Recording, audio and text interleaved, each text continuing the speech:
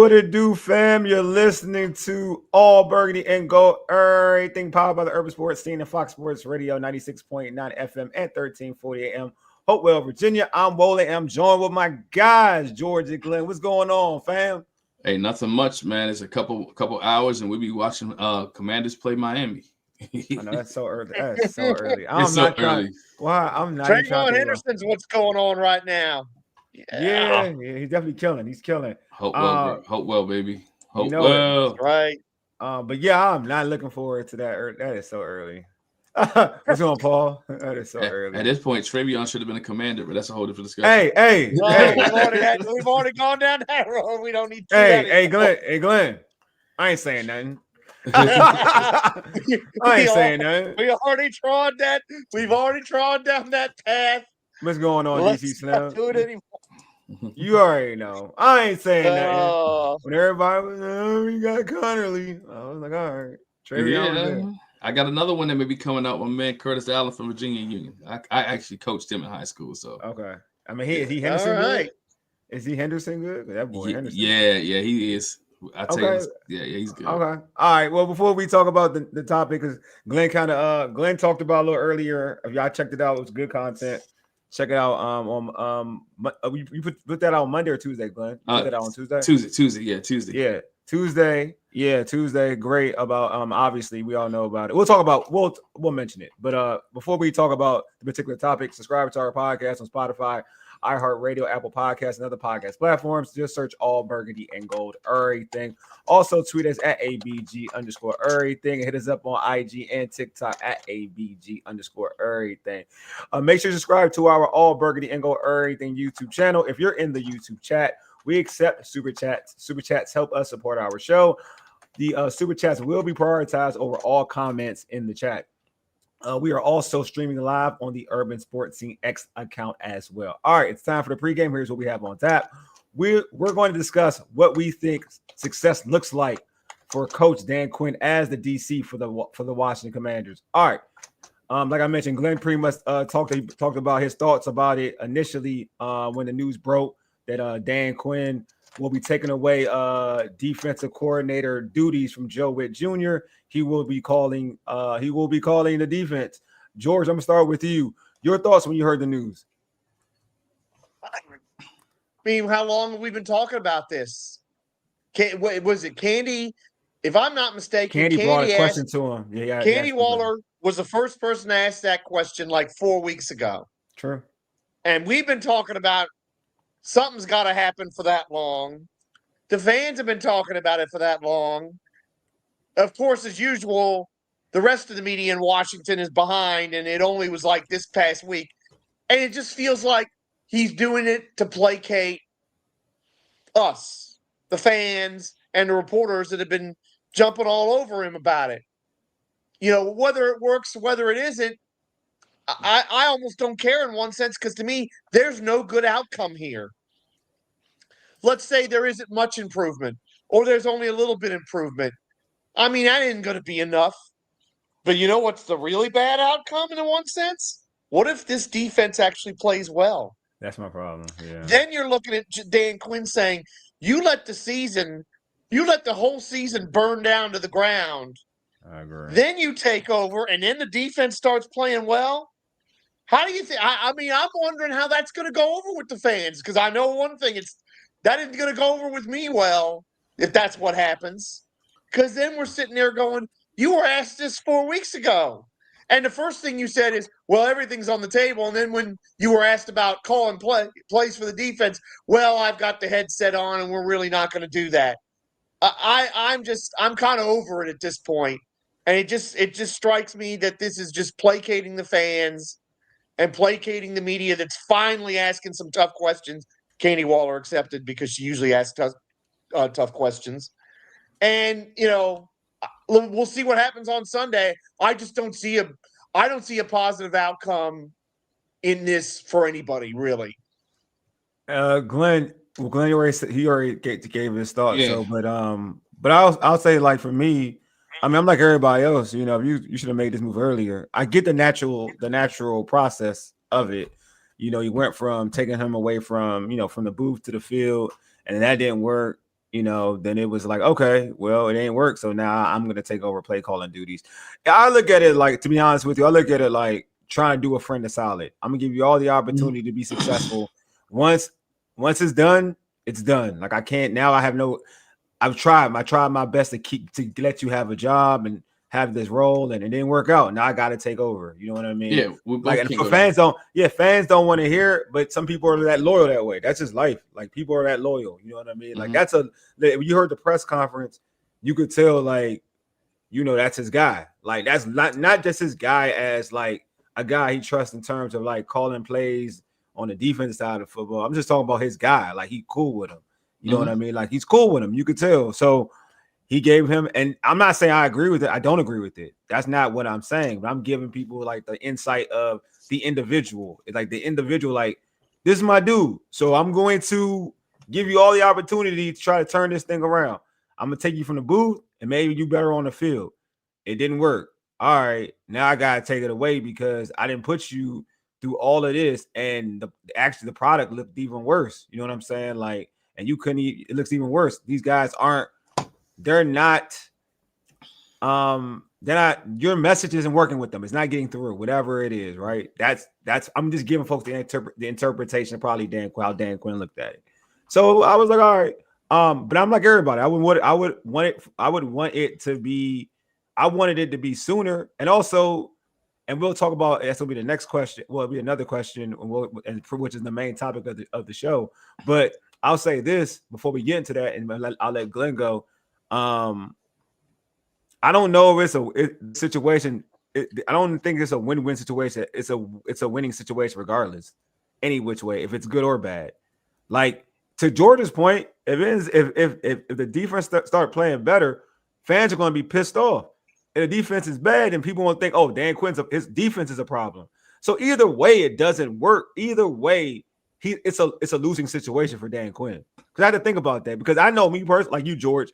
I would personally be pissed off if the defense is better. Like I would be pissed. I would prefer it to be bad, to be real with you personally. But I do know on the other side, then that questions Dan Quinn and his system, right? Then it questions him in terms, not just the talent. People want to say talent, obviously. Oh, everybody uses the term talent. But then now we're going to assess him differently of being a defensive coordinator, maybe not being a guy that can change a regular roster into something, and make them play harder, right? We're going to think of him differently, like not one of those guys in terms of the defensive mind. So to me, it don't matter. Like to your point, George, I'm like, it's a lose situation. But again, I would prefer him to be a bad defensive coordinator, to be honest with you, rather than this team look good. Because this team look good, I'm going to be mad. Like, I ain't going to lie to you. I'm going to be like, come on, man, you wasting time.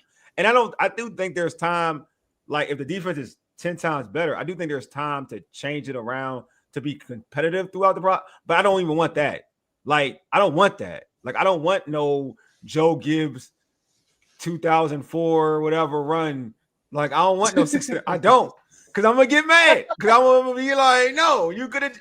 This could have been avoided. Wole is back. He's in the room at Bain Bowl. Yeah, or the Arthur Reese Bowl. Yeah, like we go look. If you're gonna be bad, be bad. Like, don't play with it. Like you didn't play with the season. Like if you knew that you could be better than Joe Whitt, like you could do better than this. My guy, like jump in there early then. But go ahead, Glenn. Yeah, but it goes back to what you said, man. He's giving his friend an opportunity, giving his friend a shot. He gave his friend a shot, right? Yeah. And he realized last year we got bailed out because the team actually made it to the NFC Championship. Defense wasn't good last year neither, right? Sure. If we honest, this year he got a shot. I think he got a shot. Came out looking good. Defense came out looking good, but you're playing the New York Football Giants, right? So you play the New York Giants. Russell Wilson and right? not Russell Jackson Wilson. Dart. Right? Yeah, you gotta say Russell Wilson. Russell Wilson, right? Sierra's husband. Then you get to the Green Bay Packers and get exposed, but then we blame that because we lost Will Harris, right? Right? You blame that on losing Will Harris. Like that. Go ahead, Glenn. I'm sorry. And then you get to Atlanta, then we blame that on the fact that it was Bobby Wagner's job of fault because he shouldn't have been on Bijan Robinson, right? And so you blame that on Bobby Wagner. So now we go through all these situations.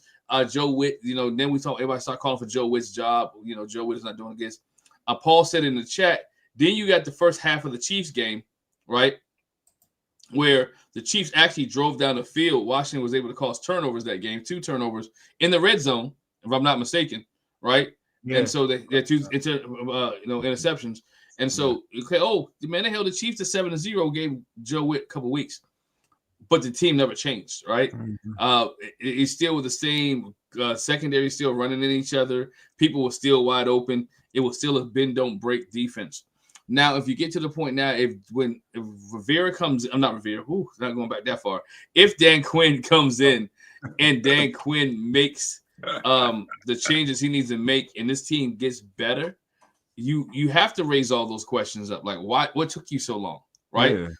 Why wait till now? Or was your boy just being defiant as the defensive coordinator when you was telling him what to do and you were scared to pull the trigger? Because there are some defensive coordinators when the head coach says something, he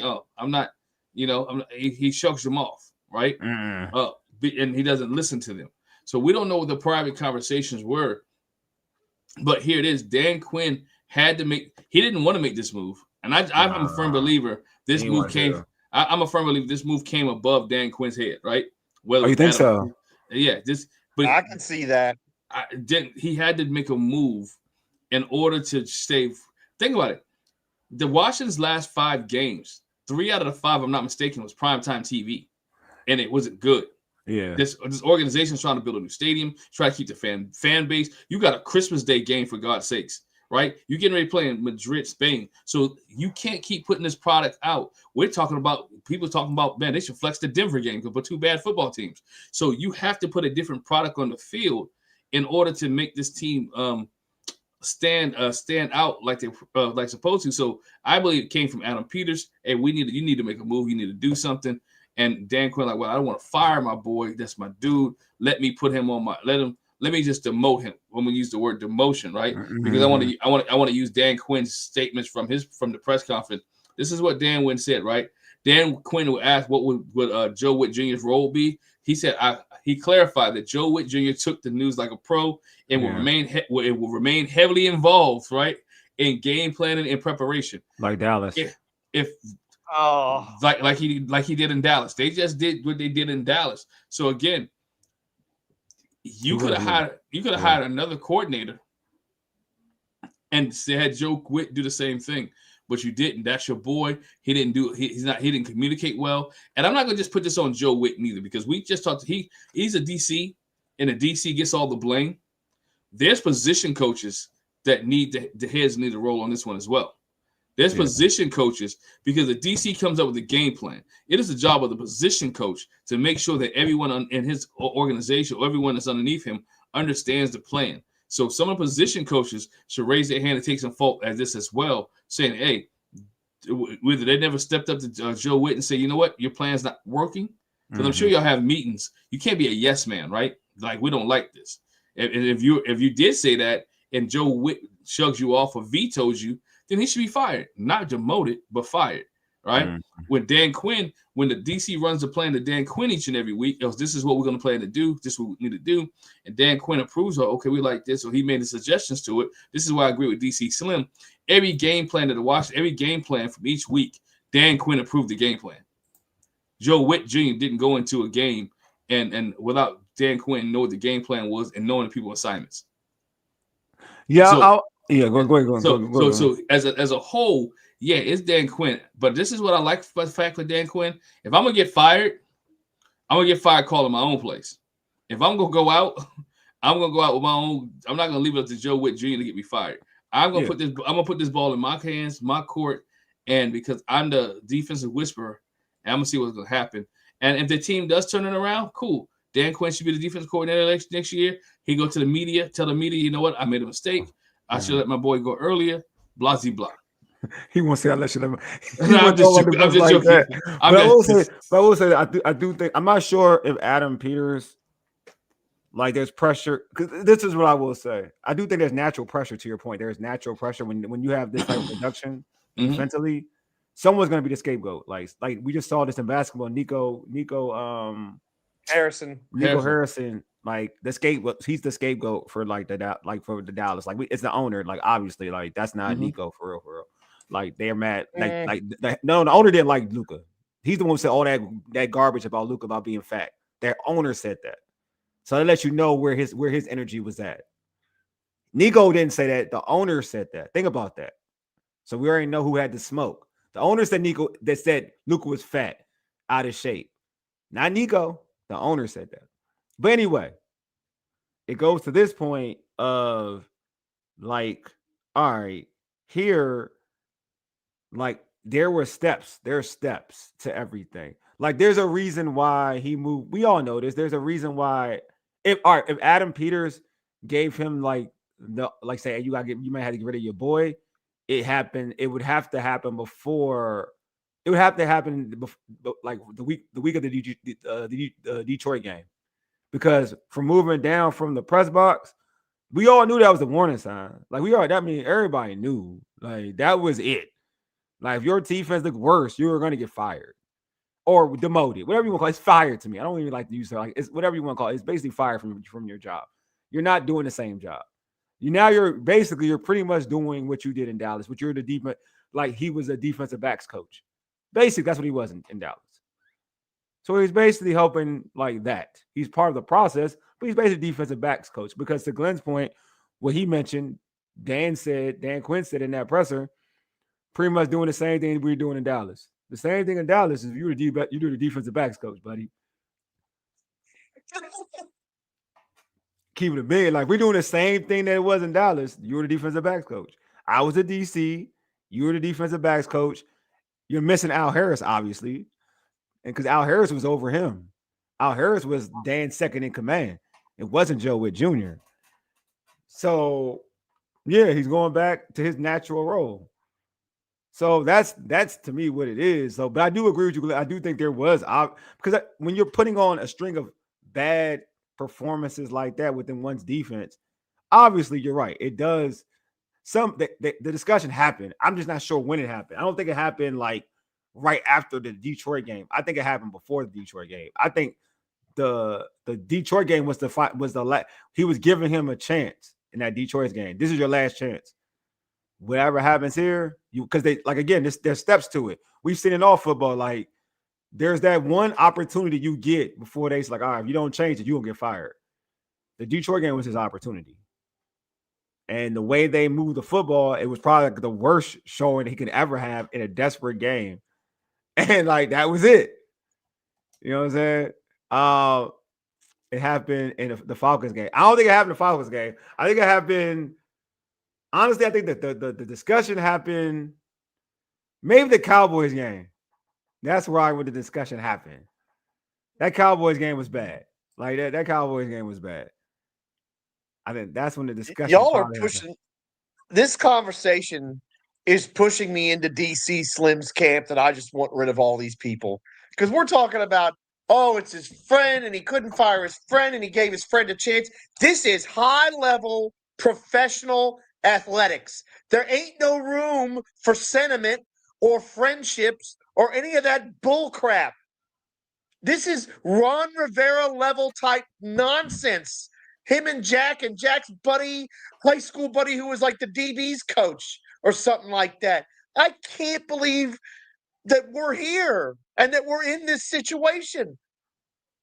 I mean, seriously, if that's more important to you than winning football games, there's the door. Walk right out of it.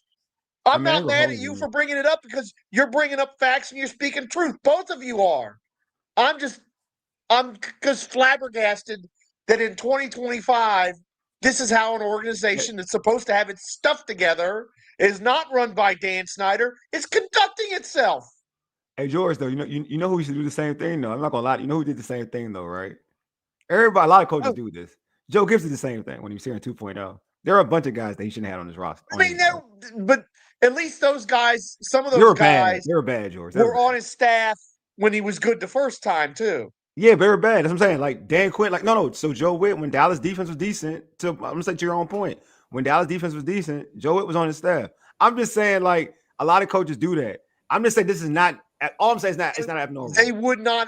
A lot of coaches would have done that, and then when it goes south, they're gonna say, "Wait a minute, I'm not gonna lose my job. I'm not gonna protect you and to lose my job, I'm gonna Oh, make he's not gonna lose changes. his job. He ain't gonna lose his job. I'm saying Joe did the same thing. I'm saying Joe did the same I thing. just And I love Yeah. Joe. Like everybody knows, I love Joe. Joe did the same thing 2.0. Yeah, There were some and- dudes on 2.0 that should not have been on. Like should've been staff. he was Yeah. real loyal to some dudes that because they were outdated. Like some of those dudes were outdated. We know Dan Quinn knows he's safe this year, right? Even if this team, in my opinion, even if this team doesn't win another football game, Dan Quinn is safe. I think so too. I'm not gonna be. I mean, my realism means not. I ain't saying. Look. I ain't saying. I mean, if this team goes 3-14 and loses 11 and 12 in a row. Yeah, all right. This is the thing, George. I ain't gonna lie to you, bro. They're gonna blame the fact that they don't have Terry McLaurin. Injury. They don't have Terry McLaurin, and they don't have. This is the thing. Cut any ice around here. But no. But this too. I'm gonna be real. Like this is the one thing I will say, though. Like, and I'm being real. And this is just. And I think Telly said this too before, and I totally agree with him. Let's not act like a wild fan base, bro. No, like, let's not do that. Like, let's not act like a wild fan. Like, you know, I'm saying this point. Like, we just got to like we didn't last year. Regardless of how people want to spin it or whatever, they just got to the NFC Championship game. And I don't want to. And I'm with you. Except we've been around. We've been fans a long time. This franchise has been around a long time. Yeah. They had not. You had not seen a team lose 4 games in a row by 21 plus points for 23 years, which means it didn't happen during Spurrier. Yeah. It didn't happen during Mike Shanahan, Jim Zorn, Joe Gibbs, any of these people. You didn't have defenses with guys like Ron Lynn and even Jack Del Rio. You didn't have defenses as bad as this. And I mean, if this team loses 12 in a row, that's like going back to the dark ages, like before any of us were born. We're talking like 50s and 60s when they were really bad. I don't know if he's safe if they lose 12 in a row to finish the season. I mean, I'm not going extreme. They lose 12 in a row. I'm not saying. If they do, I mean, I feel like when you lose, got the Giants on the schedule. Yeah, that too. But I will say to your point, George. I'm being real. Like to your point, because I do think it's a valid point. That if you lose 12 in a row, everything's on the table. So to your point, I think that's the extreme. Like if you lose 12 in a row, you gotta have that discussion. Like that's a fact. I'm not gonna act like weird about it because that's natural. Usually on unless you won a Super Bowl or won multiple Super Bowls, if you lose 12 in a row, that discussion is going to probably happen. Like it's gonna be thought about. Like, you know what I mean? All I'm saying is that they finish, whatever. Like they don't lose 12 in a row. Like they finish. They win like 5 or 6 or some games, whatever. Then it's not gonna. I think it's the likelihood of them losing 12 in a row, because I know they're going to try to. I think there's I don't like it, but there's a reason why certain people are going to be coming back. Like, I'm going to be real with you. Like, there's a reason why Jayden will be coming back to kind of avoid that part, right, George? Like, to avoid that big losing streak. But I just think I don't want us as a fan base, like, you give it year 3, if it's a bad year, then yeah, fire him. I'm not arguing that. Yeah. I'm just saying I don't want to be like that fan base that we're hyperactive. Like we've been a losing franchise forever. We got to. When was the last time we went to the NFC Championship game? Regardless of who the quarterback is. It's like 30 years ago. All right. How much was the last time we won a Super Bowl, a playoff game? Since the Tampa Bay game. Yes. Bay. You know what I mean? That was 2005. 2005. Yeah. So I'm saying we gotta be very careful of how we say always fire everybody. Let's fire it. Like we're not like I'm saying, like let it play out, because like anything in life, the grass ain't always green on the other side. Like I'm giving prime example. I'm giving give prime example, and let you go, Glenn.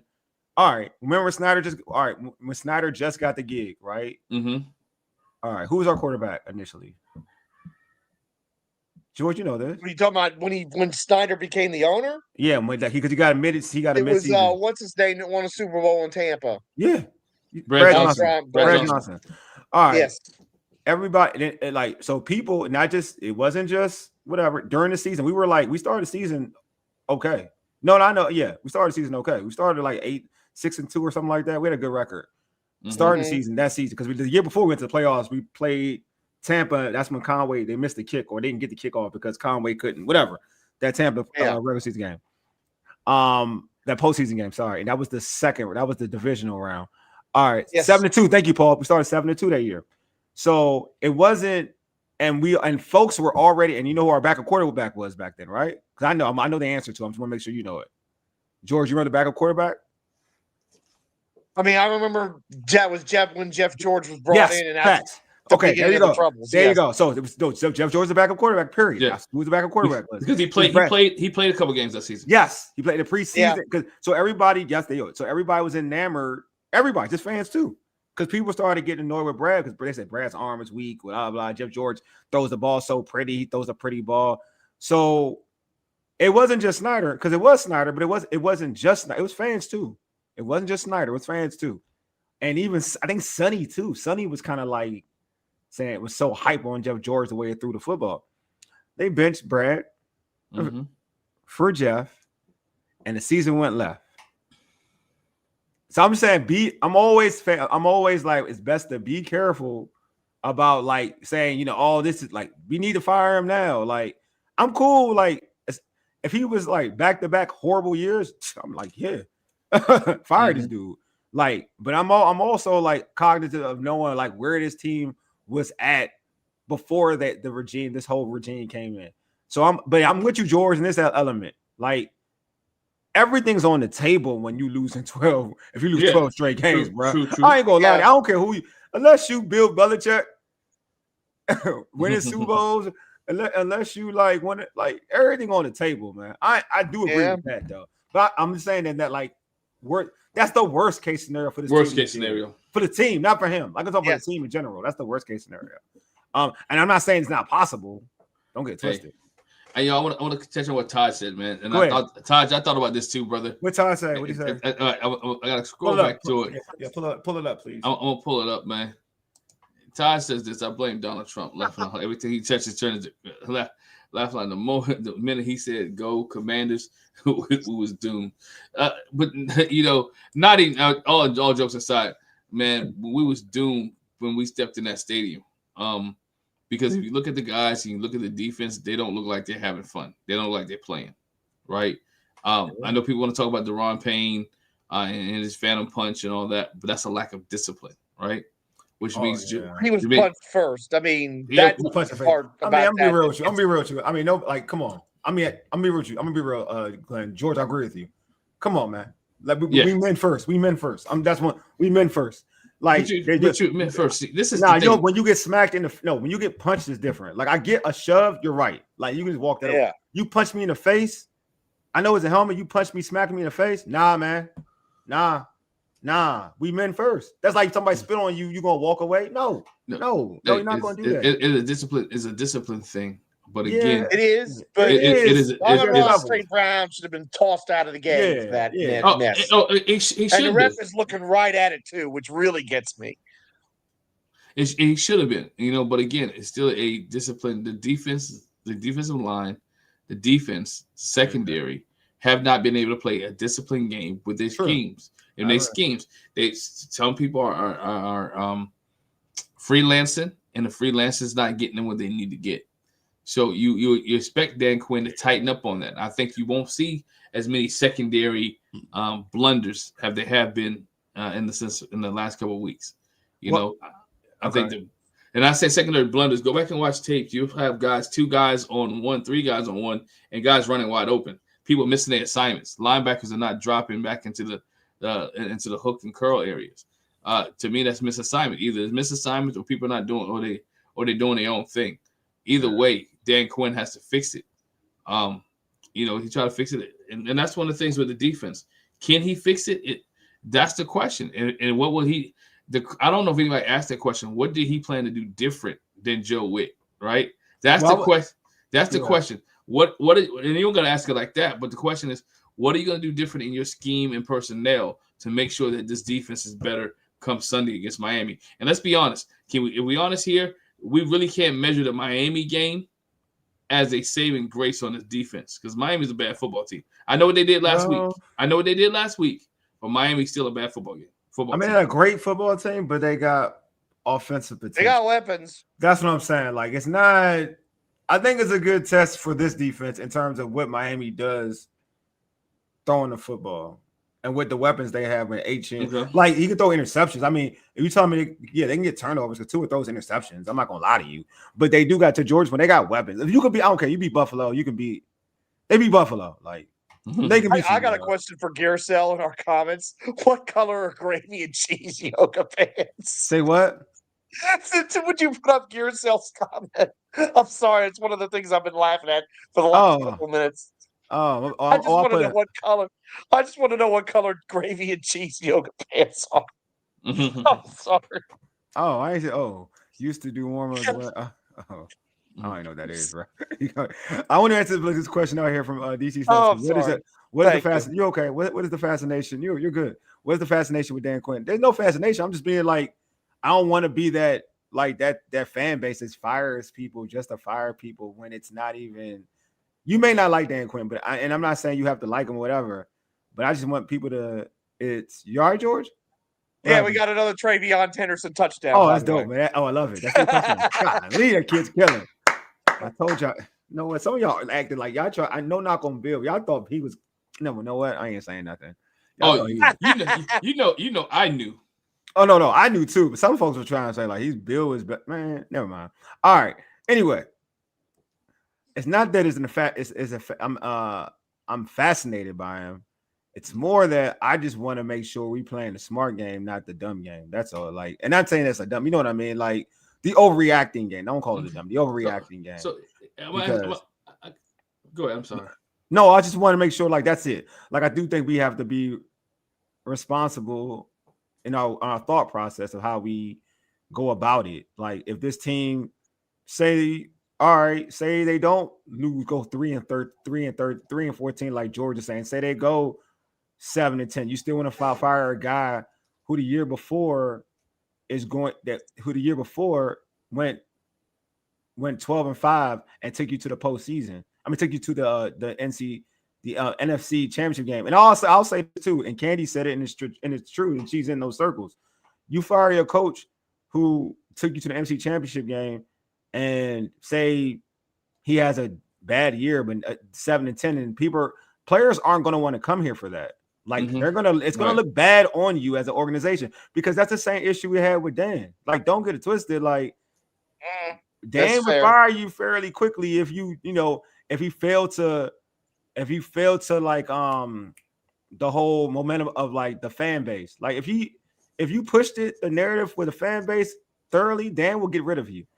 Dan got rid of Marty because like everybody got annoyed that that the way he was treating like Darryl Green to some of the vets.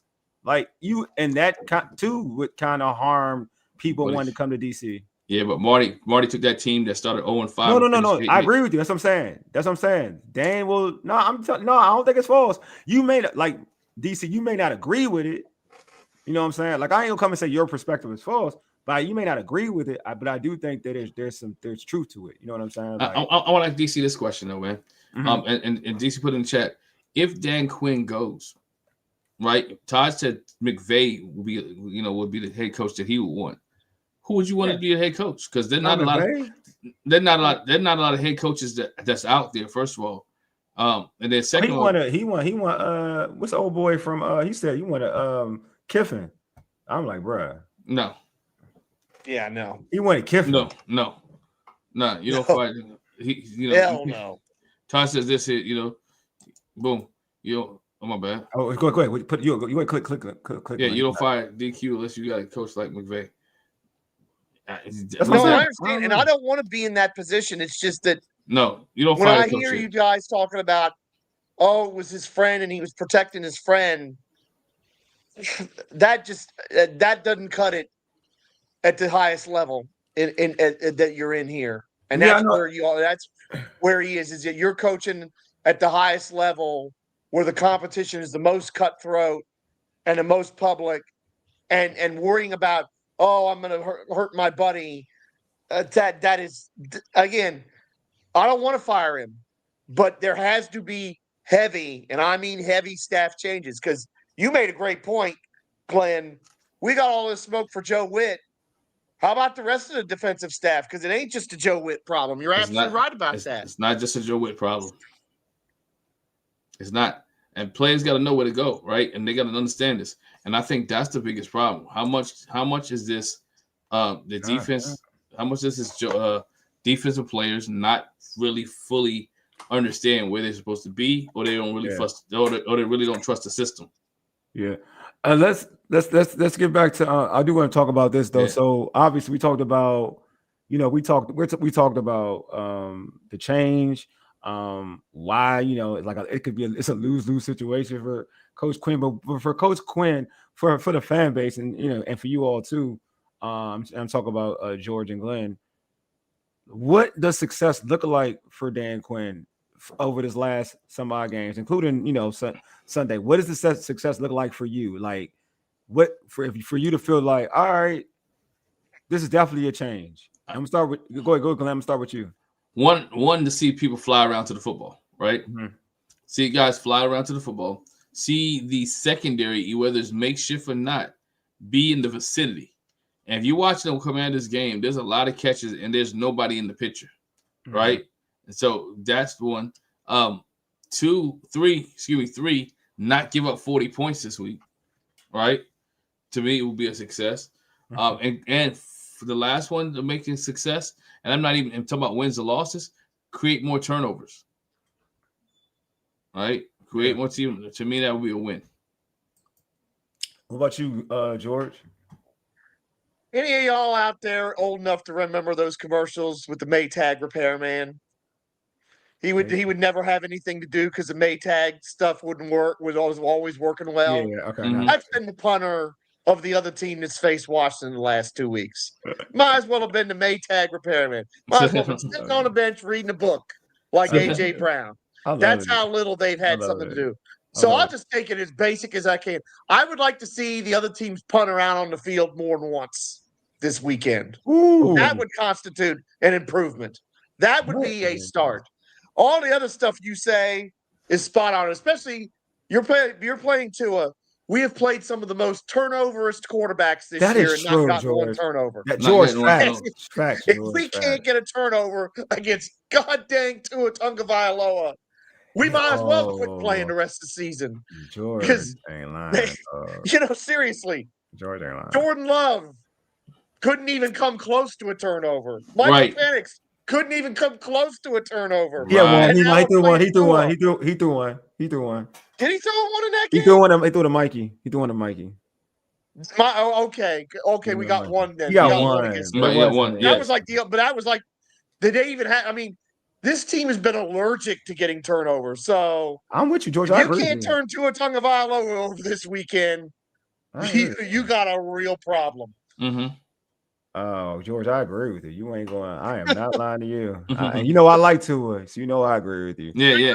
But the facts are the facts. No, that's all. I agree with you. That's what I'm saying. You spitting facts because we have played teams who turn the ball over. Like Patrick Mahomes is like a turnover, and we got 2 out of it, but that's 1. But we played teams that do turn the football over, and we haven't gotten any of them. Like, to me, Michael Penix, you should have had like 2 of them. You should have 3 of them bad boys, not even just 2. Did you? By the way, speaking of that, did you see that graphic of the 5 best games quarterbacks have had this year? 3 of them came against Washington, and Michael Penix had one of them. I know, it's crazy. I know, it's sad, man. That's sad. That's sad. Again, I told y'all Sunday, having 507 yards. I guarantee if you look at that stat too, George, most teams that play Washington had their best offensive game. No, you're not lying. It's just that's what makes the fact that we're sitting here talking about this at week 11 or 10 or whatever week it is at this point. Seriously, this change could have been made after the Dallas game. True. Going back to that. Because they went gallivanting up and down the field the whole damn game. Mm-hmm. And it's like that should have been the wake-up call. That should have been the bell ringing in the corner saying, hey, you got to do something. This is unacceptable. They 40 plus, even with the defensive touchdown, even if you take that away, they got 37. Yeah. So that's why I'm running out of patience with DQ, is that it's taken it this long after everything else that's happened that we've been subjected to, after all the other humiliations. We got Paul talking about, back to the question. Paul said defense got to look competent, baby steps, tackle well, play hard. They definitely got to tackle well. That's the truth. They Sure. definitely got to take a will. I'd love to go through a game with like only one missed tackle or 0 instead of 6. DC got to fit somebody up. DC Slims, I got a bridge in Dubai to sell y'all. If you think this team will look different, no, I like DC. We never said they're gonna look different. We haven't talked about it. Look, man, DC Slims, they look different. Man. I'm putting you on full screen, so then you can like. Yeah, I'm not gonna say. if they don't, well, you won't be on full screen because you don't like show. I got you. But I'll give you take that back. If they don't, I'll be on full screen. If they look different, I'll be on full screen saying I told you so. And then if they do look different, if they don't look different, you can come in. I'll let you go full screen, or let you and say I told you so, and you say I told you so. See how it works? I'm fair. You know what I'm saying? So, we're either way, man. We one of us is gonna say I told you so. That's the best part of it. Mike, success is allow these players to play what they did in college at their best, and stop putting them in positions they're comfortable and they're not comfortable. Excuse me, with because they want to make the team, and that's why. Yeah, I agree. I mean, look, man, I had an issue. Like I knew this team against Detroit, they ain't changed nothing because they still have my man Mikey on the inside, and I was like, this is nasty work. The success for this team is not giving up 30 points. Man, you ain't lying, bro. That's important. I was thinking about this when you said this is what we were going to talk about. I'll even go back to the Chargers game because one of the things that popped into my mind when we were talking about this, because a lot of people were giving Washington credit. Oh, they held the Chargers 10-point. Wole, you said it that day. You said the only reason they stopped them is because the Chargers kept getting all them penalties. Yeah, they kept converting. There were warning signs. Even then, even when they were winning, they kept converting all these second and forevers and third and forevers. And the only reason that game wasn't life and death at the end is that they were committing penalties and they had so many offensive line injuries that they had Game 3 preseason guys trying to block. I mean, it's similar. I mean, I'm be real with you. It's the warning signs were last year because it was similar. I'm be real with you. It's similar to what they did last year. To be real, I mean, not as bad, but close enough. Like the reason why we won that game is that, and then we had the ball for a while, and Jayden was being Jayden, and we had a run game, and we kept them off the field too. So it was just like the recipe for last year, right? We keep this defense off the field, they can't hurt us. Right. We gotta win the clock. When you keep them on the field, they hurt us. That's just what it is. Like that's a Joe Whitt defense. I don't know what a Dan Quinn run defense ran defense looks like at this moment. I'm not going to assume anything because I'm all about, all right, Joe Whitt was the guy that was in front of the defense. Now you're going to be in front of the defense. You're going to be the face of the defense. I want to see how a Washington Commanders Dan Quinn play calling defense works, and we'll see how it works. And if it works, if it's the same as Joe Whitt, that's a whole different. We're gonna have the discussion. Right, if it's better, then we'll see that there too. Because I do think you can assess if it's better or not by watching it. Like you can say all right, if it's the same thing, if it's the same thing. If it's different, because I don't care. Miami gets Joe Whitt. I wouldn't be confident of Joe Whitt going against a Miami offense. I don't care if it's Tua or whoever. I've seen this defense enough. I know this defense is bad. Period.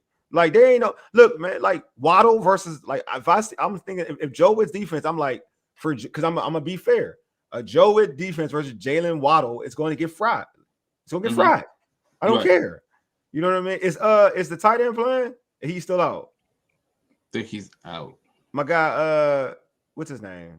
Darren Waller? Darren Waller. He's still out? Yeah, no, he's injured. Yeah, he's still injured. He's still out. You know what I'm saying? We still Commanders fans. Look, I'm still Commanders fans. Yeah, we are. We're just having a hard time. Let me address that question. I'm a Commanders fan. Just because you talk bad about the team that you like doesn't mean you don't like it. Don't mean that you don't still support the team. Yeah. I'm a Laker fan, but how many times did I say last year that LeBron should be playing? Awesome, man. That should be playing, right? So again, you can't, and you may be able to find this in the archive. We had somebody on here who was drinking Commanders Kool-Aid on the show, and she couldn't stay long. Sometimes you got to be a realist when you're dealing with your team. And the team is that this team is not a good football team. Oh, here we go. And you can't beat them every week. We got super chat, so I'll make sure Yeah. read the super chat. Hey, DC Slim, you know I'm my dude, bro. You really are my dude. I don't care that we disagree. You're just my dude anyway. Because the way you do it, it makes I appreciate the way you disagree with me. Because it's respectful. That's why I like about it. Mm-hmm. How do y'all feel about the Commanders having the same evaluation and scouting crew from the Shanahan era? This is definitely true. You can check. I think you need to they got the same crew. They got the same scouting crew. I thought Adam Peters actually swept out a lot of the scouts. I have no idea. Maybe I'm wrong about that. Hey, decent, I gotta check, man. I ain't gonna lie to you. I ain't gonna be one of them dudes who act like I'm sure about that. So I don't know if they do. If they are, how do I feel about it? I don't know, man. I mean, Shanny's are a coach. I don't know. Their scouting situation is different from how I think Shanny's a better coached system than scout. I don't know because I feel like Shanny more of them dude. Shanny the dude that he don't care as long as he fits his system. He can work with you. Like it's not based on like if you're the overall best talent. If that makes any sense. Shanny I really thought there were reports that Adam Peters. He said definitely true. All right. Okay, I trust you, bro. Reports that Adam Peters completely cleaned out the scouting staff. But maybe I'm wrong about that. I told you about this crap, man. Stop giving me. Yes, well, that's what somebody look at. Yeah, you gotta look. Hey, Paul, look it up for me too, man. Because I ain't gonna look at it. I ain't gonna lie to you. I don't be. But I trust DC Slim. He said I'm gonna go with it. Every Sunday I look over it. They keep getting whipped by 20. I know, man. That's the way it's been for a month. Wait, Shannon, you a Commanders fan, Shannon? He a Commanders fan, right? Shannon, you a Commanders fan, right? I think you are. I thought he was. I ain't tripping. You gotta understand too. This show's been around for a while, and this show's had to talk bad about the Commanders plenty of times because it's not been good. Yo, I'm saying. Last year, it hasn't been good. Dang, is it all been bad? It's been all bad. It's been mostly bad. Yeah, it's been bad. It's really been bad. We had a playoff. We had with Chase and then we had a playoff year. That doesn't count. Yeah, because it was 7-9. You know. Look, man, playoffs. Philadelphia gave it to us at the end. Look, playoffs is playoffs, George. Playoffs is playoffs, man. Oh no. And then we almost beat. Then we made Tom Brady like struggle too, man. We had a great little in an empty stadium in Landover, Maryland. Hey, wait, why do you keep? You're very negative today, George. I know, right? George is hot, man. George is hot today. Negative. Look, hey, Glenn. And the fact that whole year. Hey, Glenn, we went against the GOAT, and then George is like. What was the empty stadium? I'm like, dang, what did it go? Carolina gets a quarterback. Great. That year was terrible. It was the worst NFC East of all time. Look, dang, George, they literally, Philadelphia had to literally give it to us because if they'd have left freaking what's-his-face in there, we would have lost. They kept Jalen Hurts in the game with a loss. Dang, George. Absolutely. Dang. Why are you doing ifs, George? I'm not ifs. We gotta say it as it is, Wole. No, George, you know it. Sometimes I do a lot of ifs, and I ignore the ifs of my success all the time. I ignore it. How many times? Hey, George, look. I mentioned if the Lions play Gibbs only like twice. Then I'm over it. Then I don't mention it ever in life again. I don't mention it again. That's more about. Ben Johnson being an idiot. Look. We're allowed to take advantage of that. Look. I don't mention that though. I don't mention. I mentioned we beat them. I don't even mention they're hurt. I don't like even mention they were hurt. To be real with you, I just do it. Look, but it's true. But we gotta tell. Look, we tell the truth and shame the devil on this show. That's what we do here. No, well, sometimes I don't share. Sometimes I don't tell the truth and I don't share, and I will not shame the devil. For this situation, let me stop playing. All right, so. And Trent says we do have some positives this year's draft is defensive. I know it's defensive heavy. It sure is, and they have some good wide receiver options too. That's why I'm on team trade back trend. Right. Let's get more picks. No. He's talking about let's get more picks. He's talking about he's talking about the top of the draft. Those are the guaranteed dudes. I know he's talking about. He's talking about them dudes. That's what he's talking about. You trade back, you don't get it. You don't trade back. You don't get that kid from Ohio State who like the Ed Reed comparison. You don't. You might not get him anyway. I'm saying quantity George, over quality. George, you talking about 3 and 14? Look what you talking about. You You don't want to talk 3 and 14. 3 and 14, we'll 3 get and him. 14. But 3 and 14. Now you're trying. Now if it's 6 and 11, now you say 6 and 11. You talking 3 and 14? If it's 6 and 11, I don't know. You were 3 and 14 just about a week ago. I'm saying, if you're right, if it's 3 and 14, then yeah, we're gonna definitely have a chance. Then your Reuben Bain Bowl or your Arvell Reese Bowl is going to happen for sure. Yeah, exactly. I'm joking around with you. Oh, that's hilarious. Paul said they made new hires to promote from within for the scout department. More research needs to be done. Okay. We said the defense coordinator of the Rams would be a great replacement for Quinn. I don't know, bro. I don't like trusting new. I get what you're trying to do, but I mean, I would wait that out. But I get you though. I mean, you over Quinn. I get it, bro. I get it. I'm not even. I get why. I mean, I just feel like I'm gonna be realistic with you, bro. The only way he get fired, and this is the realest. I'm being real with you. Is if what George talks about, if he go 3 and 14. That's the only way he gets fired. Okay. I'd agree. You know what I'm saying? Will I be wrong the most out of Glen and you and George? I know, Mike. You always say that I'm more right than you. That's all I care about. Is me. I don't care. I don't care if Jordan right. I don't care, to be honest with you. I know I'm more right than you. That's all I know. Like you said, Luke's gonna have like 1,000-yard season. He out for the season, bro. I'm gonna laugh now. Ha ha ha. See, I did that. I'm dirty. Like it is what it is, bro. Sorry that Luke ain't. Look, sorry if Luke didn't fulfill your dreams, dog. I'm sorry. All in gold at the Petty Olympics. I'm sorry, dog. I'm sorry. Luke is not gonna be able to do what you thought he was gonna do. He's home. No. Luke's collarbone injury. Hey, prayers. Real talk. Prayers out for Luke, though. Prayers out for Luke, but Luke wasn't gonna help this team win a football game. Luke wasn't gonna help this team win a football game. Look, man. Hey. Treylon Burke better than Luke, bro. Dang. Sorry to tell you this. I'm sorry, Mike. You made me do it. You shouldn't be trying to troll me. I can be real. I'm not Jerry. I'm petty by nature, dude. And I got evil in me. We are not a nice race at times, bro. That's your fault. It's not my fault. You poked the bear, man. You poked me. He shouldn't be poking me. Everything gets fired. Bring Clint Kubiak. That'd be a lot of competition for him. He coaching where? Where does he coach at? He's the offensive coordinator with oh God, is it Tampa? Oh, Clint Kubiak? Wasn't he at Texas? I thought he was in Texas. He was there, but I thought he left there to be an OC somewhere. Is he got a good? Oh, Seattle. That's right. Paul's right. Right. Oh, that is it. Yeah. That wouldn't be bad, but that'd be a lot of competition for him. And if I was Clint Kubiak, if I was any offensive coordinator and I was looking for a head coaching job, I'd be angling for that one in Cincinnati that's hopefully going to come open this year. When did Burks get by the way? What do you say? By the way. What you mean? When did Burks get by the way? I think he's asking what did Burks get last week? What did he get? The yardage stats? I think it's like 51 yards. 50 right? Yeah, 51, 52 yards, something like that. Yeah. That's right. Burks has hurt his finger. Yeah, that is a good. That's what he was asking. When did Burks get hurt? Oh, that's right. He's not going to play this week, is he? He don't play this week. Yeah, he's not going to play this week. Dang. Because Burks was like one of the real bright. Was like about the only bright spot last week. I was real happy with him. Man, we ain't hiring no. I mean, Brian Flores. I would love that's not happening. I would love it. Man. It's not happening. Brian Flores. It's not happening. It's not happening. I'm saying we're not. Look, man. I'm gonna be real. Like I live in reality-based stuff. I ain't gonna lie to y'all, man. That's why I don't do like. There's a lot of people I want. I ain't gonna lie to you. There's a lot of people I want. Like, I just don't talk about it because I know it's not gonna happen. Some people I know it's not gonna happen. Period. Mm-hmm.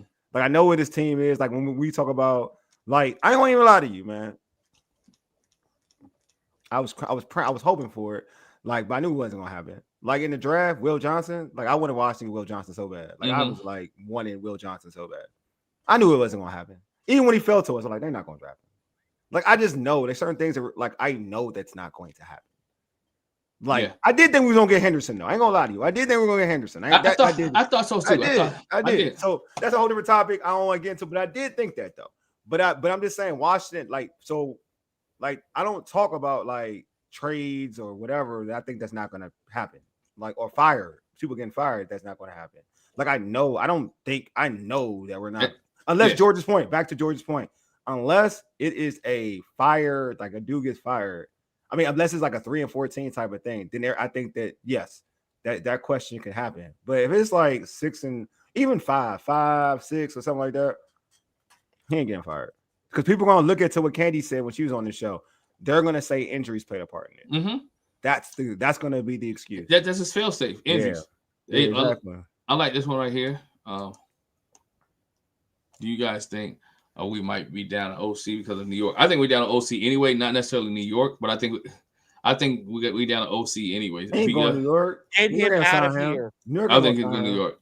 But he's gonna go to college. I think he'll be in college. I'm gonna be real. I think he'll be in college. And good luck to whatever college that is. They're gonna need it. Yeah. Get Mike McDaniel in here if he gets fired in Miami. Well, you keep talking about Luke. I'm gonna get Jay and Davis to give you another interview. Look, hey, you can keep using that joke. It's cool. You know what I'm saying? It's cool. I got jokes too, bro. Like every time I need you outside, you be sleeping.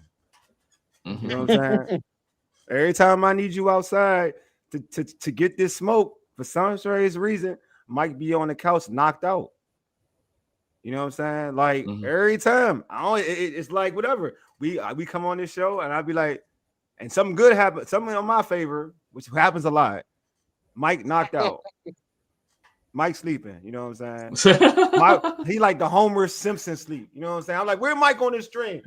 I can imagine Mike on some Homer Simpson head back like this, snoring. You know what I'm saying? DC Slim got a good one. What do you say? What do you say? This what's the difference between 3 and 4 and 5 and 12? Isn't excuses? Excuses? To me, it's excuses, man. It's still a losing. I'm being real with you. It's excuses. I'm just telling you for what it is. Go ahead, though. Go ahead, Glenn. It's still a losing season to me, right? 3 and 4 and 5 and 12 is it's a bad beneath, season, right? Is beneath the expectations of what this team had started in August, right? When anything does not meet expectations, it need to be reevaluated, and so this team needs to be reevaluated. It means that I'm not going to use the excuse for 3 and 4, or 5 and 12. The excuse is not necessarily excuse. The Washington Commanders didn't play well defensively. They struggled. Yeah, they defensively struggled, which put themselves in a hole. Yeah, I'm just saying, like, I don't want you to be upset. DC, I'm trying to prepare you. I'm trying to be a good friend. I ain't gonna lie to you. I'm just trying to prepare you for so you won't be disappointed. That's all. Like, I'm just telling you, so you'll be like, dang, man. I thought they were going to fire him. I'll be like, nah, bro. I'm just making sure your expectations. I'm about helping out expectations. Look, man, I'm real with Dan. Like, look, Joe Whitt, I was keeping in the bin. Like, I knew he was going. Like, I knew that was happening. Like, I knew that was happening eventually. He was going to this route. I knew there's no way you're going to keep somebody like this. Even like I'm giving you hope with Cliff. See how real I am with Cliff. I'm not anti-Cliff, but I'm being real. No. Like, Cliff is probably not going to be. He's not going to be here next year. Cliff's not going to be. I'm telling you this. See, so you could tell how honest I am with this. It ain't about favoritism, nobody. It's how honest I am. Like my expectations are like, I knew Joe Whitt, like this run of bad coaching games, that's gone. He's going to be out of here. Like that's done. Him as DC is done. Cliff Kingsbury, even like he will not. He is going to be. He's going to get another. He's going to be a head coach somewhere else. Right. Period. That's what he wants to be a head coach. So he's already, to me, coaching like he don't want to be here anyway. So like to me, he gonna go back to college because I feel like that's the most. I think his stock dropped for an NFL coaching job, but his stock is still high for a college job. Like the LSU job, the Penn State job, he can get them jobs. He can get those jobs, like easily get those jobs. So I'm just keeping the being with you. I'm just hoping. Look, I'm just making sure your expectations are legit. That's all. I'm like, all right. I don't want you going to this offseason like, they ain't gonna fire Dan Quinn. I'm like, nah, they not, bro. But they are gonna get rid of the other dudes though. They are gonna probably get rid of the other dudes though. One way or the other, they're not gonna be back. I know Witt's gonna be gone. I think if Witt's gone, I believe that Al Harris will be. My bold prediction: Al Harris will be the defensive coordinator. Because Dennis, because that's not a lateral move. Because they got in Chicago, his DC is Dennis Allen, right? Is the right? And Al Harris is on the staff. If Al Harris comes here, he'll be a DC, so he can leave and become a DC. If Joe Whitt still wants to be a DB coach, he can be a DB coach. He need to, hey, bro, no one gonna hire you as a defensive coordinator, so you might as well be a DB coach, my guy. Be a DB coach, be a DB coach and close to the organization, because once you lose that coordinator job, it is hard for you to get the next one. You actually put the coordinator and go up to the next level, which is head coach. But Joe Whitt didn't get that. He didn't understand that at all. So it's not realistic to say we're going to look for new coordinators in the offseason? Yes. Yes, or whoever gets eliminated from playoffs. Yes. Yeah. I agree. A serious question. If Dan did get fired, would you prefer an offense or defensive head coach? That is a good That's a good question. We turned this to a Dan fired job. It's okay though. I like that question. I do like this question though. I'll let you guys go first. Go ahead, you guys go. That's because I need my naps. I just want the best coach in terms of motivation and somebody that's willing to change and willing to adjust. And even move off of something, move off their principles if that's the right thing to do. I don't care if it's an offensive or a defensive coach or even a special teams coach, because there's been a few of those that have become head coaches. Yeah. So that's one thing that's always bothered me is these people saying, "Oh, you've got to have the head coach be the offensive guy to help the quarterback." No, you don't. You just need a good head coach. And I'll give you a perfect example. Actually, who's the last one? What? Who's the last good special teams head coach? Who's the last one? That's a good question. I mean, that's who John Harbaugh was. So it's the last one. That's a long time ago. Right? That's the last one though. That's the one I thought of. Rich Bisaccia when he was the interim in Oakland, because he was a special teams coach. And then they got rid of. That's the one they got rid of. That's the one they got rid of with. I mean, that's the one that they let him go, and they almost made the playoffs with him. Yeah, he was good though. He was good. He was good. He was good. Nah, he was good. Go ahead. Yeah, he was all right. Okay. But I mean, all this stuff about you can't have a defensive guy because then you might be cycling through offensive coordinators. Well, you know who's done pretty well with a second chance, and he's had to pick a new offensive coordinator almost every year because they've had such success? Todd Bowles. Yeah, that's true. And I'll be honest, I didn't think Todd Bowles was going to get another head coaching job after the Jets. And if I was a GM, I don't think I would have hired him, honestly. Hey, but he brings a lot of intensity though. He brings a lot. No, what's that? What's he went to Tampa, and he's done a hell of a job. What's Tampa's ex-coach? Before him was Bruce Arians. Man, Bruce Arians did him a real solid. Bruce Arians is cool as hell. He is cool as. Go ahead, He's cool as hell. No question. But it's like, every year, people are like, "Oh God, they've lost another offensive coordinator. Their offense is going to go in the toilet." Hasn't happened. Hasn't happened. So I mean, it doesn't matter to me, offensive, defense. I don't care what kind of a coordinator that they've been, and my hope. And that's the thing. I'll give them credit because Dan Quinn wasn't my first choice, but at least they had the nerve to hire him. Yeah. When they didn't get Ben Johnson, and at least last year it turned out great. So I mean, it's a great question, Paul, but I hope we're talking about the best guy in terms of a fit for the organization with Adam Peters and somebody that's willing to adjust and is not wedded to a certain philosophy completely, because there's just way too many coaches like that, and it's been a problem. Yeah. For me, now let me just. Man, Cliff won't get a college job, bro. I ain't gonna hold you. He don't get a college job. He get a college job. I ain't going to lie to you. He'll get a college job. I said, bro, see you later. He probably, pro job. He'll get a college job. So yeah, Penn State, because Penn State had Franklin. Penn State had James Franklin, bro. James Franklin. Like Cliff can be all right at Penn State if you go to Penn State. Penn State is great. They get talent. Yeah.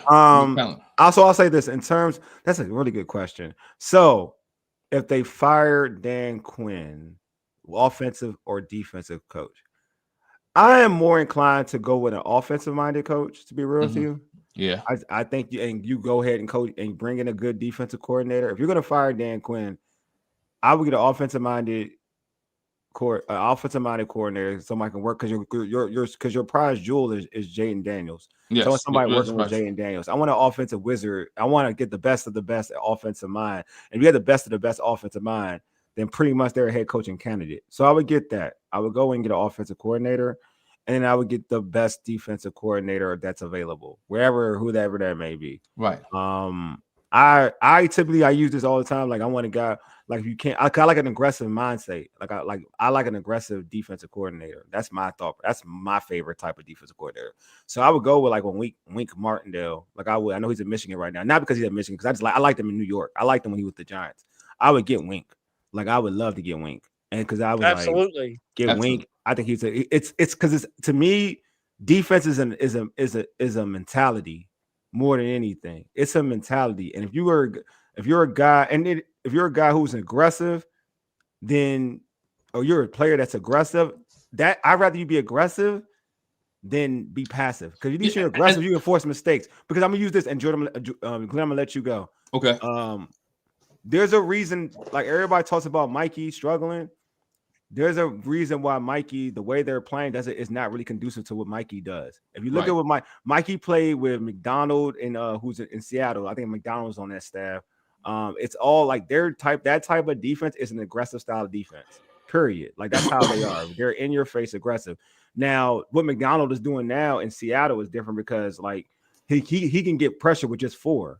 Mm-hmm. But like the way the Michigan tree, because Baltimore and Michigan, they cycle their like defensive coordinators and stuff. Like they cycle coaches.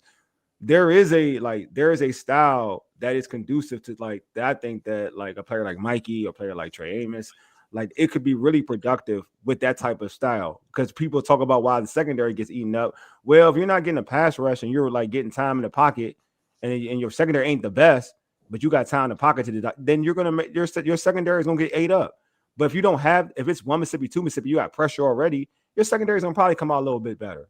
You know what I mean? So for me, I would want an offensive-minded coach and bring in a defensive coordinator who everybody respects. I'm not saying they got to be that dude that everybody respects and say that person was an elite or close to an elite defensive coordinator. All right, go ahead, Glenn. You can say what you wanted. Nah, you mentioned something about defense, right? The defense aspect of the game and how you want the defense to play. Mm-hmm. That's what I want to see from Dan Quinn. I want to see this defense start fast, right?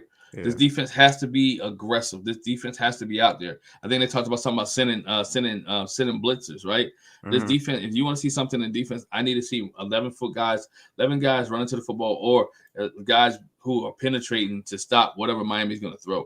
That's how you need to be different, and you also need to be different so that by coaching each other up, right?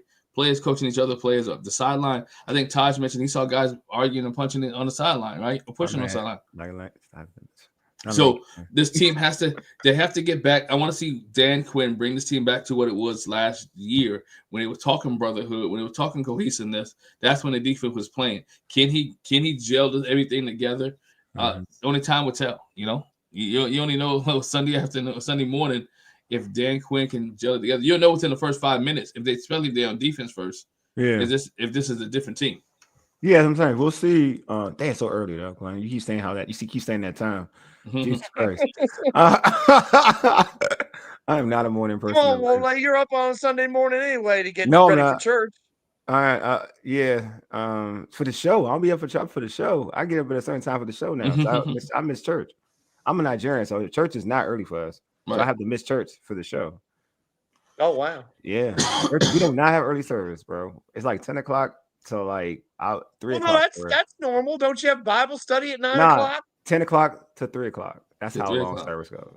Dang, holy mackerel! I wouldn't get back to I wouldn't get back to 2. Like, yeah, and if at the earliest, maybe 2 o'clock at the earliest. Mm-hmm. So I wouldn't. Man, there'd be Baptists would riot if you had to go to a church that long. That's what I'm saying. Like, so I don't. But yeah, I don't get up that early. Typically. And truth be told, if it would, George, to your point, it would only be for church. I get up early, but in my life, naturally, no, I don't like being up early. Okay. Fair enough. So work. Only thing that keeps me up early. To your point, George, is probably church, work. If those things weren't available, I would be sleeping until like noon, maybe 1 o'clock. If it was up to my devices. If I was rich and I had to do nothing in life, if I was already rich, I would be sleeping until like 1 o'clock. I wouldn't even care. I would lose the whole day. I wouldn't even care. I would be in my zone. I won't even lie to you. I wish I could sleep like that. Me too. Look, man, me and sleep. I used to do a sleep Olympics, bro. I thought I would get the gold. All right, so who do you think benefits most from this change? Which defenders or who feels the most pressure in the situation?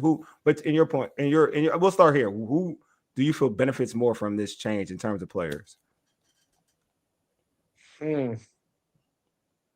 Oh, boy, I'm gonna go ahead and say mine. To me, who benefits the most is Bobby Wagner and Frankie Louisville. These two guys benefit better from this because again, Ramsey is good too. I'm gonna say the reason I say that is because this some of the players I think was tired of Joe Whitt, and some of the players are going to prove that they can play if Joe Whitt is not on the headset. This team has to be able to play from be different there. So my answer is Bobby Wagner and Frankie Louisville are going to benefit most. Should benefit most from the Dan Quinn calling the defense. Because again, the linebackers have been the issue. Louisville's been playing out of place, and we'll see if Louisville can be put in place this week. So Dan Quinn has some work to do. So if those two guys play better, then I'm like, you know what? He's done his job. Maybe Mikey, since he's going to hopefully be playing outside now. Would you say? Otherwise, I'm not sure. I think Mikey. I would say Mikey. I agree with Mikey. I think Mikey needs to have a good game. I think Mikey's the one that's more pressure because I think the way you hear about Dan Quinn talking about him, like Mikey's trying to make. They said Mikey's trying to make a lot of splash plays out there, trying to jump out of the scheme, trying to get and get the interception rather than staying in the scheme because you can pretty much get that from his pressers. I think I think Mikey has a lot of pressure on trying to perform, especially again also where a lot of people are talking about the decline, right? Of Mikey, you know what I mean? I think there is pressure for him to play well. But also I think that if with injuries, I know it's kind of messed up to talk about injuries. With injuries that's played a part, there's no excuse now for him not to be on the outside. Amos is out, so he has to play inside. You gotta play inside. He has to. Outside. Excuse me, has to. And you put Noah on the inside. So now there's no excuse. Now we have Now there is pressure on Mikey. Now Mikey has to. If Mikey looks bad, then it's just a true decline on every level. But if he comes out looking good, then Mikey proves a point. Like, nah, I'm still good. Like this is where I should have been on the outside. So I do think that in Dan's defense, the pressure is on Mikey. The pressure, yeah. I mean, it's a blessing and a curse. I think it's good and bad.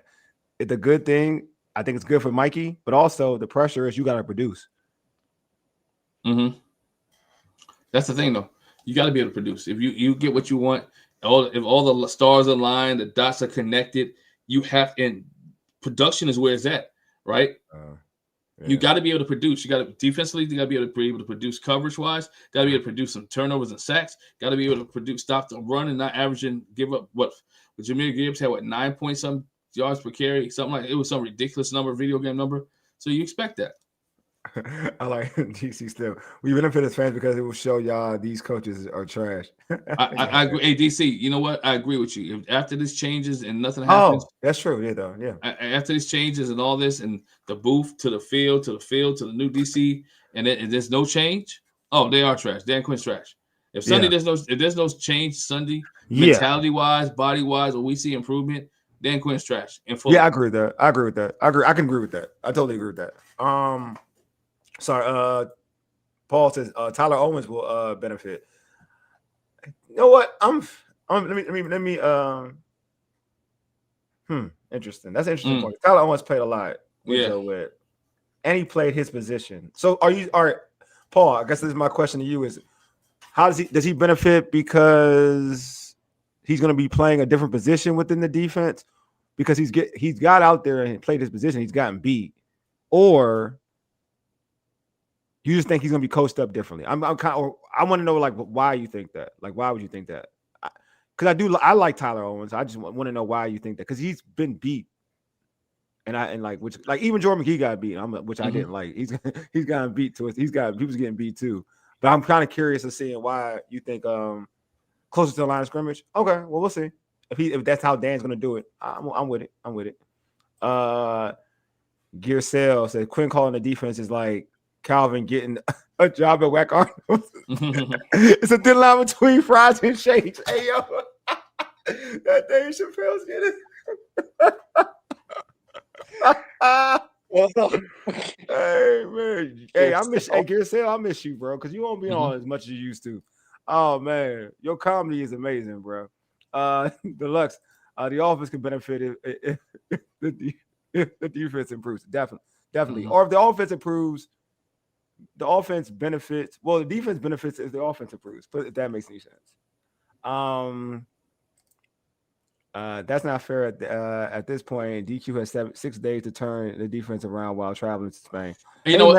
Let me just put himself in that position. Go ahead. But go ahead. Glenn wants to say something. Go ahead. Yeah, it should be much to turn around if you was a defensive guru anyway, and you knew what the DC was. If you're solidified on the plan, it shouldn't be that much. If you solidified on your base defense, right? It shouldn't be that much more to add or take away. His job is not putting people in the right position. His job is making people execute while they're in the position they're in.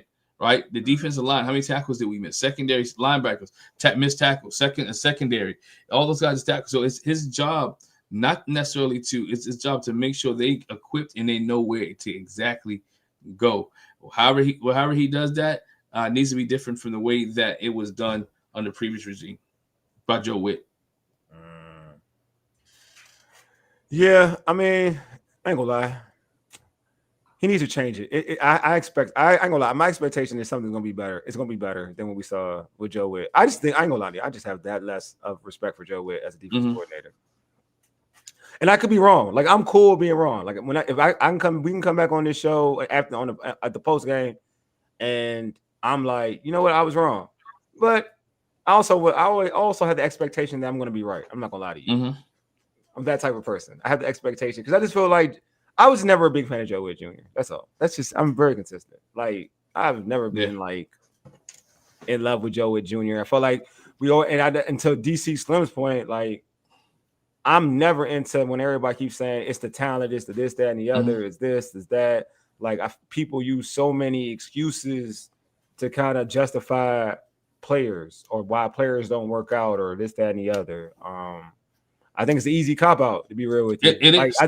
I think it's easy. I think there's certain points where if the players keep continually getting beat, but you're taking certain things away, then yeah, that's personnel. I get that. Like I get that. But when everything is leaking, everybody can't suck. Like everybody can't suck. Not to be mean, but you're not good against the run, you're not good against the pass. Like everybody can't suck. Like I'm just being real. Like you, right? Like Glenn, you coach football, and I'm a believer in even I play ball, and when I'm everybody can't be bad. When I'm playing defense, like my goal is to take something away. Like I'm gonna make it harder for you to do this one thing. Like if I make everything easy for you, then I don't think that's a total player thing. I just think that what you coaching, you ain't trying to take something away. Like I would definitely be trying to if I can't get pressure, with my straight forward, then I'm gonna be creative on how I bring pressure. I ain't saying you gotta go all zero blitz because I think people do that. Like when people say blitz, you gotta go zero blitz or whatever. I don't think you gotta be extreme, but you gotta mix it up. Like you gotta play chess, not checkers. Let's put it that way. That's how I look at it. But that's what the good ones do. That's what the good DCs do. That's the same thing for offensive coordinators. That's what the good offensive coordinators do.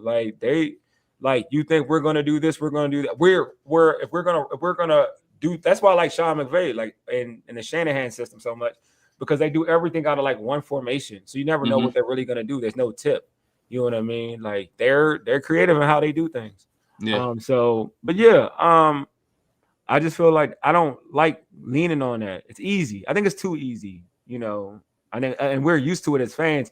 That's why we get on players so much and be like, "Oh, this player trash." And then when they go elsewhere and play better, then we're kind of quiet. We don't say that anymore. We just be like, "Oh, why are you playing good over there? He ain't playing good over here." Hey, a lot of it's scheme. A lot of it's who you have playing in front of you, and some of it's who you playing behind you. Yeah. You audition, and again, you on a 1-year deal. That just fancy deal. You playing for money. You don't leave no money on the table. Or it's as simple as this. I think I heard Sean McVay say it about Emmanuel Forbes. I saw the presser, and he said, Sometimes it's as easy as somebody just straight out believing in you. Like when this regime, we know that. I ain't gonna lie, we know this. When this regime came, they didn't believe in Emmanuel Forbes. Not to say they had the right to. I'm not saying that. I'm saying they didn't believe. You know what I mean? And he wasn't here, and he wasn't. I'm not saying he played well. I'm not saying he was good or whatever, but they didn't believe in him. You see a difference with the Rams. I think 2 straight. He had a pick in 2 straight games. He's getting better. I think sometimes your room and your environment. Let's be honest. He was already burnt from the year previous, right? Yes, and I agree. His mind was already cooked. So therefore, his mind was already cooked. His body didn't catch up. It didn't make it better. So he was playing cautious the whole time. Yeah. When Quinn came in, so he had to go. Yeah. But now, now he's in LA, and he was the Rams, and there's no pressure. Yeah, and the coach, his defensive coordinator, they talk like they believe in him. Yeah, like when you believe in somebody. I'm just using that example. He does not whatever, but you know what I mean. Like so here, like they're like that's what it is. So here, I don't know if I do think and for me, and I could be wrong. I do think that there'll be a difference of playing for a Dan Quinn than playing for a Joe Whitt Jr. If that makes any sense. Yes. I do think that I feel like people are. I'll say this: Dan Quinn's going to hold more clout because of his resume and his body of work and telling me what to do than a Joe Whitt Jr. would. Well, just because he's the head coach. That too, but also where you come from. Mm-hmm. It's the same thing Shaq said. Shaq, I'll use it because you're a Laker fan. I'll use this basketball analogy. Shaq said this. He said that Dale Harris told him the same thing that Phil Jackson told him. He said the only difference is that Phil had these and Dale ain't had nothing. Phil had these. That's the only difference. He said Dale Harris told him the exact same thing. The exact same thing. The only difference is Dale had rings. I mean, Phil had rings and Dale didn't. Yeah. So that's where sometimes players act that way. Like so, if you say like, he's the leader of the Legion of Boom. He helped create that defense. Mm-hmm. He helped, and you've seen what he did in other places in terms of defense. Y'all can look it up. I ain't making this up. They catch up eventually. That's a fact. They catch up eventually. Definitely fact. Like Atlanta, they called it up. The Dallas, they called up. Like teams called up. But if you look at his first 2 years with those organizations in terms of defense, it was what it was. Like it was tough. His defense were good. So I get it. That's what my expectations are. Like here, when he gets to call defense, I think you'll get some dudes flying to the football. Because to your point too, Glenn, you are the coach too. You're the head coach. So your head coach is coach of defense. You better ball out. you better ball out. You better ball out. You better ball out. So yeah, he's now aware of he's like when you're a coach, you do got to delegate, but now you're aware of that side. Like it's like now you're doing a project and the teacher's in your group, like observing everything you're doing in your project. Like now it's different. You talking different. You asking 80 different questions now. You're doing all that type of stuff. When that teacher leaves your group, then it's like you back to being ha ha ha. We can do this. Hey, you do this. Ha ha. Making jokes, whatever. Your teacher's in your group trying to observing what you're doing. It's different, right? You acting different. So I agree, man. I do think to your point, Glenn, him being a head coach too is going to fire them up to at least the first initial quarters. I think they'll be playing their butts off. Let's not forget they read the newspaper articles too. They see the press conferences. They see the social media handles. They see what's on social media. Yeah. This team, everybody on this team had high expectations. This is the game. George, we did this, and you don't think they did it? We circled this one as a W at the beginning of the year. Oh, at the beginning of the year, I was like, if I'm still alive in an eliminator pool, I'm using Washington this week. Suffice to say, that's not what's happened now. I thought for sure this was going to be a blowout. Sorry, George. Sorry they did that to you, George. My sister's over there at the naval base, and I would have said, "You go, make the 6-hour drive to Madrid. Go see the team." And then she asked me this week. I'm like, "Don't do it." Yeah, I ain't doing that. I ain't doing no Madrid trip for this team. No, sir. For this team? I'm not spending those ducats for this team. No, Not I ain't Texas. see some folks. I was like, y'all still going? I had some friends. I was like, y'all still There's going? loads Yeah. of them. I follow loads of them. I'm like, dang. Yeah. It's not for this product. Hey, DC Slim. You say he is about to get himself fired. Hey, we need to have a friendly bet, DC Slim, that he doesn't get fired. We need a friendly bet though. Maybe I'll give you I don't know. Maybe I'll let you host a show or something if you win. I don't know what I get. You gotta come on camera for that though. Yeah, you gotta be on camera for that one though. I don't know how I'll do it though. I gotta find a friendly bet for you. Friendly, so I get a win out of it, not like you get a win out of it. I need to get a win out of this. Mm-hmm. I don't know. We'll think about it. 'Cause I know Dan Quinn ain't gonna get fired. That's how confident I am. I'm very confident he's not gonna get fired. I'm too confident actually. I like Paul's analogy, man. Paul said, "Hey, the real teacher, the substitute is gone. The real teacher's here. The real teacher's back." And that's what it is. Weird. That's what it is. When did he say that? Here we go right there. I got you. Yeah, that's a real good one. Yeah, facts. Actually, that's how I look at Joe Whitt. I like him as a substitute. I don't like him as a real teacher. Mm-hmm. I like him as a substitute. That's how I look at him. I'm not gonna lie to you. Yeah. I mean, it is what it is. But yeah, we about to wrap this show up, fellas. If he gets fired, and then, you think Adam should be fired? Ooh. If he doesn't get fired, Adam should be fired.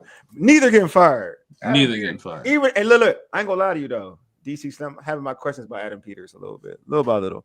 But also, I'm a realist too. I don't want to be fired, but I am having my questions about Adam Peters though. It's big off season coming up for Adam Peters. I do have questions about Adam Peters. I do think he took like the cheap stuff. Cheap, I get me like whatever, cheap, but also like there are some things that I think that like I'll put it this way. I feel like you're right. Oh, it's for another show. Yeah, Paul, it's for another show. Yeah. After the season, we can have that discussion. Yeah. I'm a firm, and we're about to close the show up. But I'll end it this way. I don't like taking projects early in the draft. That I will say. I think you take projects towards the end of the draft, not early in the draft. No, and we took a project, buddy. Yeah, like projects. Like Ben Sinnott was a project. Connerly is like you don't do projects in the first and second rounds. That I do know. Those dudes are supposed to be dudes that can help your team ASAP. Mm-hmm. That's the first 2 rounds. Like round 1 and 2 are people who are supposed to definitely help your team early. I think Connerly is a project, but I do think Connerly will be good eventually. I don't think that I think he'll be good in year 3. I just think his body, where his body is at now, isn't conducive. Yeah, that's what I'm saying. That's why I knew he wouldn't be an all-world starter. Like he can do well against certain pass rushers, but when he plays good ones, he won't be good. Like I knew that. Like he ain't big enough yet. You know what I'm saying? It's similar to the kid from Oklahoma who the Cowboys drafted like a couple years ago. So I was like, he ain't going he's gonna be mobile. He's a mobile good dude, but he'll be better in like when he can put on some weight. You know what I'm saying? And that's not even a guarantee, but that's gonna be the best version of him. Nah, DC Slim, we ain't doing predictions right now. Not now. Wait, man, we got the you gotta wake up early like me. You gonna wake up early like me, DC Slim. If I gotta wake up early, you gonna be on this show waking up early too, bro. So you hold that prediction. Hold that prediction till like Sunday at 8 o'clock. Is it 8 o'clock? Yeah, 8 o'clock. God damn, it hurts. It hurts saying it. Man. I have a good feeling about our chances this week. I'm expecting the victory. Me too. You know what? I ain't gonna say it. I kind of feel good too. Yeah. I have a list on AP show saving until January 2026. Yeah, I know you got. I know. All right. Yeah. Bit there. I know you were a little too early. I know. Yeah, just a little early. Just a little early. All right, we got to end the show now, man. Yeah, we gotta get out of here. Yeah, but like I mentioned, I mentioned pregame, postgame. I've been saying, obviously, I've been talking about the pregame a lot, not in a positive way. But we got a pregame 8 o'clock a.m. Eastern Standard Time, not Eastern Standard Time. So we'll do our pregame, and then right after the game, which is more a realistic time that I do like. Should be around. That's 11. No, sorry, 11. That's noon. Usually like 12, 15, 12, 30.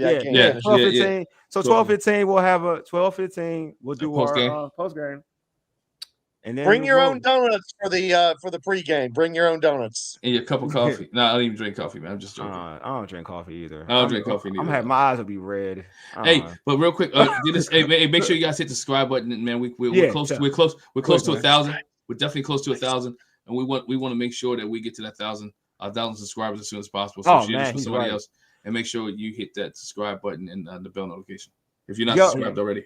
Glenn's right, and also so people can subscribe. If all y'all hit the like button, it makes it easier for the people to find our podcast on YouTube. So please hit that like button. The more times you like it, folks who love Commanders content will see it and they'll be like, "Oh, dang, these dudes dope. This chat lit. Let's go ahead, join, let's subscribe and be part of it." So y'all do that. Y'all make it easy. Let me get some new folks. Paul's got the right idea. Mimosas. Yes, mimosas on a Sunday. I like it, Paul. Mimosas. Paul, I'm out. I'm sleeping, bro. I'm allowed to sleep. I'm about to, man. Why did and we bad too? We were good. This would be a whole different thing. We bad. I gotta be tired. Yeah. You know how grumpy I'm gonna be. Hey, Mike, don't be getting at me, Mike. I'm not a good man, Mike. I'm not a good Mike. You probably a morning person because you sleep early. Yeah. Mike, you probably sleeping now, aren't you? Homer Simpson. I'm calling you Homer. You probably sleeping now. Right, yeah. You probably sleeping now. Anyway, man, make sure y'all also subscribe to our audio podcast on iHeartRadio, Apple Podcasts, and other podcast platforms. Just search All Burgundy and Gold Errything. All right, man. We appreciate y'all pulling up, man. This has been dope. We always appreciate the love, man. You guys show us so much love, so we do appreciate y'all for that. You know what I mean? Y'all keep pulling up. You can see us on Sunday. I'll be here, sleepy, probably with some crust in my eyes, whatever, but I'll be here. I'll be here. Anyway, you've been listening to All Burgundy and Gold Errything, powered by the Urban Sports Scene and Fox Sports Radio 96.9 FM and 1340 AM. Hopewell, Virginia, for ages. Yeti deuces. We are out. Peace.